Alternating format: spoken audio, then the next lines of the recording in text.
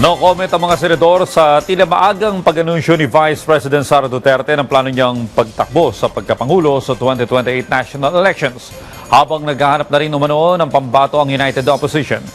Ang detalye sa report ni Luisa Erispe.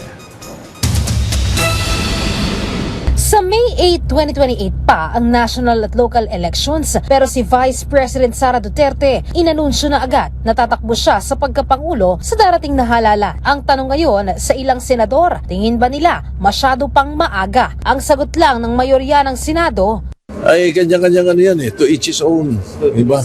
Siguro pwede ang sasagot pa ng iba. Ang nabasa ko sagot ng iba is as if we didn't know. Comment na ako dyan kasi marami naman mga matatalo mo siya. I don't know, may mga iba pa yata na mga nauna sa kanya nag-declare na maaga. pero ang minority bloc bilang kilalang kaalyado ng mga Duterte, suportado ang pag-anunsyo ng bise.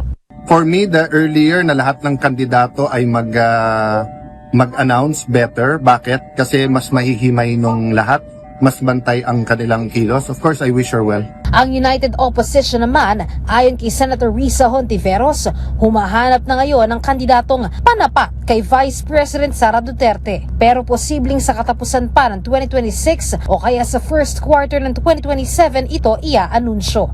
Sa ngayon, 2026, nakatutok ang mga reform-minded at opposition forces sa pagbubuo ng mas mahigpit pang pagkakaisa para pumili ng aming mga kandidato whether by the end of the year or first quarter of next year. Dati nang sinabi ni Senator Risa, handa siyang tumakbo bilang presidente o bise, pero depende ito sa desisyon ng United Opposition. Samantala, lahat naman ng senador naniniwalang walang epekto ang pag-anunsyo ni Vice President Sara Duterte sa napipintong impeachment case na posibleng tumuntong sa Senado laban sa kanya. Basta sa impeachment, nakabase sila sa ebidensya bilang mga senator judge. Luisa Erispe para sa Pambansang TV sa Bagong Pilipinas.